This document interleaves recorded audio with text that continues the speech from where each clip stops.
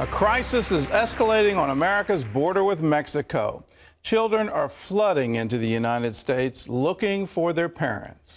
There's been a 92% spike in these young illegal immigrants, and border agents are so overwhelmed they can no longer protect the United States from serious threats. Dale Hurd has the story. It's an unprecedented surge on America's southern border. Thousands of minors crossing over, most without parents or adult guardians, and picked up by the U.S. Border Patrol. Undeniably, there is a problem of humanitarian proportions in the Rio Grande Valley sector that we must deal with. In the past 8 months, U.S. Border Patrol has detained 47,000 unaccompanied minors, almost double last year's number. They're said to be fleeing gang violence and poverty. But sources say they're also motivated by the belief that women and children will not be deported. We've got 12 million undocumented Latin American people here working in the United States. And those people have families back in Latin America. And so as things get violent and as things get poor in those countries, in Guatemala, Honduras, Nicaragua, El Salvador, their children decide to come north to live with their fathers in the United States. Immigration activists say the children are being treated badly. They are being shackled. They're being routinely denied food and water and medical treatment. But this government video shows an HHS facility where children seem to be treated well, in cafeterias and classrooms learning English. More than 600 of the young immigrants are on their way from Texas and Arizona to Fort Sill, an Army post in Lawton, Oklahoma. Residents there are concerned about the long term.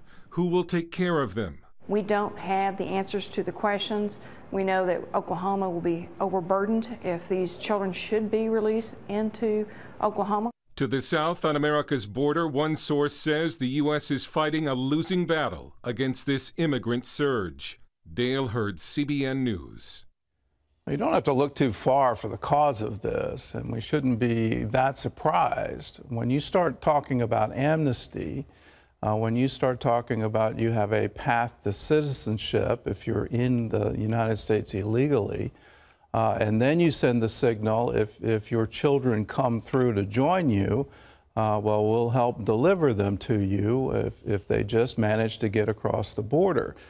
That's the reason for this surge. Don't believe reports that say somehow or other it's escalating violence in Honduras. No, it's because we've set out a welcome mat and saying, come in and be reunited with your parents, even if they're living here illegally. We're not going to deport you if you come, and that's the reason for it. We shouldn't be surprised.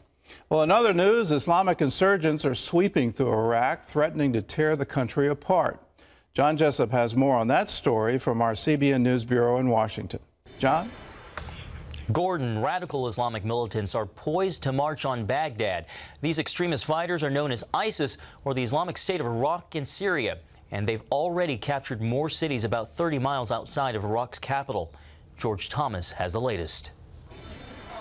Hours after seizing the ancient biblical city of Nineveh, Islamic insurgents released this chilling two-page document ordering all citizens, many of whom are Christians, to comply with Islamic Sharia rules. Among them, women should dress decently, no drugs or alcohol, and anyone found stealing will have their hands chopped off. The Christians of Iraq are the Assyrians of Iraq, are the Chaldeans of Iraq, and we are being ethnically cleansed in the northern part of Iraq. And militants are apparently capturing towns with little resistance.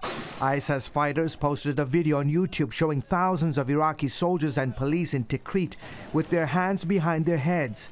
The Iraqi government says they are ready to fight back. We must surround the al-Qaeda-affiliated ISIS and wipe them out of the place they occupied. Overnight, insurgents, many of whom actually feel alienated by Iraq's Shiite-led government, gained more territory in their push towards Baghdad. It's driven by the fact that Sunnis in particular feel totally cut off and disenfranchised, to the point where many Sunnis, including some very secular groups, are cooperating now with these al-Qaeda affiliates. House Speaker John Boehner blamed President Obama's policies in Iraq for jeopardizing the progress the U.S. made in years of fighting. It's not like we haven't seen over the last 5 or 6 months these terrorists moving in, taking control of western Iraq. Now they've taken control of Mosul. They're 100 miles from Baghdad. And what's the president doing? Taking a nap. The White House shot back, saying it is looking into all options, including military strikes, to help Iraqi leaders. My team is working around the clock to identify how we can provide the most effective assistance to them. As Sunni jihadists set their sights on Baghdad, Iraq's neighbor Iran is reportedly sending Shia forces to quell the uprising. Meanwhile, Iraq's Kurds are also joining the fray, moving quickly to seize the strategic oil town of Kirkuk, all of which has analysts talking about the potential breakup of Iraq along religious and sectarian lines. George Thomas, CBN News. Protesters marched outside the White House Thursday, demanding the Obama administration do more to free a Christian woman sentenced to death in Sudan.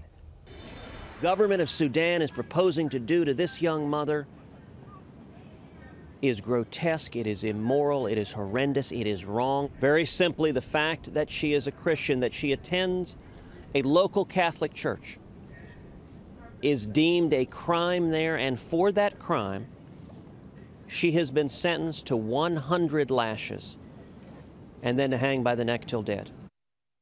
Miriam Ibrahim is imprisoned with her 2 babies, one born just a couple of weeks ago. She's married to a U.S. citizen, making her children eligible for American citizenship. That's one reason why protesters say they can't believe President Obama has been silent about her plight. Denmark's parliament approved a new law that forces the country's churches to conduct gay marriages. Under the new law, priests can refuse to officiate the ceremony, but local bishops must arrange a replacement for their churches. Denmark legalized gay marriage in 2012. The Telegraph reports one Danish bishop warns the new law could, quote, split the church. The first same-sex marriages in churches could take place as early as this weekend. Israel is proving to be a great place for business. That's the message being shared with Christian owners and investors from abroad. CBN Israel has been working to create opportunities in the Holy Land, helping Messianic Jews and Christian Arabs start their own businesses. Chris Mitchell has that story. More than 150 local believers joined nearly 40 foreign investors in Jerusalem recently for the Israel Business Forum. Yoel Shoshani is executive director of CBN Israel. So the ultimate vision of what we're doing here is to really see the local believers grow and improve in their economic stand. We want to see business develop. The Bible says that God will bless those who bless the Jewish people. Many business people are now coming to Israel and discovering new ways to do just that.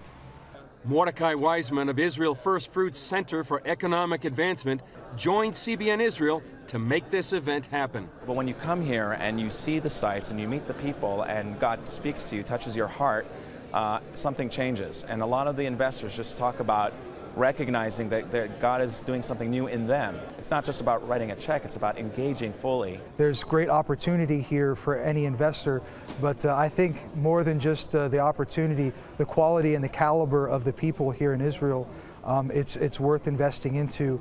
And to top it all, I mean, you're investing into a land that God very much cares for. Chris Morales has a photography business based in Germany.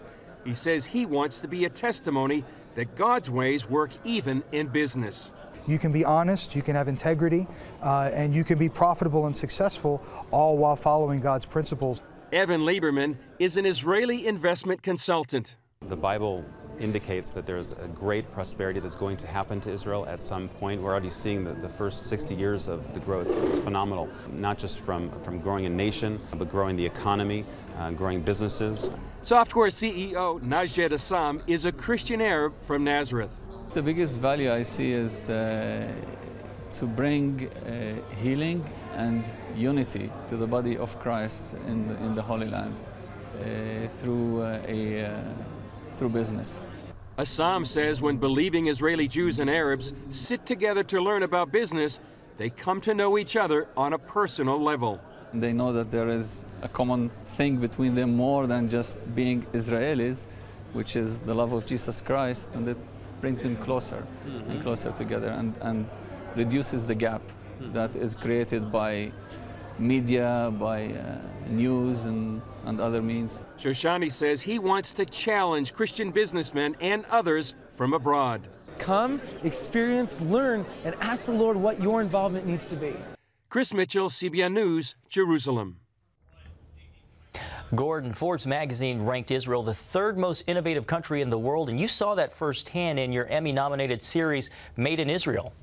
I did. It's incredible what's going on in Israel today. There are more startups happening there. There are more companies listed on the NASDAQ from Israel than from all of Europe combined. And if you want to be a part of helping them, we invite you to give to CBN Israel. That was the sponsor of that business forum. If you want to be a part of helping Israel, it's also helping Holocaust survivors. It's reaching out to Arabs and being not just strictly for Jews, not just strictly for Christians, but we want to reach out and bless Israel. If you want to be a part of it, give us a call, 1-800-759-0700. Army Sergeant Bo Bergdahl is back on American soil. Bergdahl was captured by the Taliban in 2009. He arrived early this morning at Brooke Army Medical Center in San Antonio, Texas. Bergdahl gained freedom last month after the Obama administration struck a controversial deal for 5 senior Taliban leaders. The Army says it will continue his reintegration process, which will include reuniting with his family. Officials are investigating the circumstances of Bergdahl's capture and whether he deserted the Army. Operation Blessing is providing aid to Nigerian students facing danger from Islamic militants. The school is near the area where Boko Haram terrorists took nearly 300 schoolgirls hostage. This week, the ministry's David Darg delivered food, books, computers, and razor wire to protect their dormitories. Our presence was certainly an encouragement to them, for them to know that they have friends from around the world that are thinking of them, and then to receive some of the aid that Operation Blessing brought was just a huge encouragement and had a real impact. They're extremely intelligent, wonderful, resilient kids that are defiantly saying, we're going to stay in school and learn despite the threat all around us. And Operation Blessing will continue supporting these students facing the daily threat from insurgents. You can follow what Operation Blessing is doing there in Nigeria and around the world by going to its website, ob.org.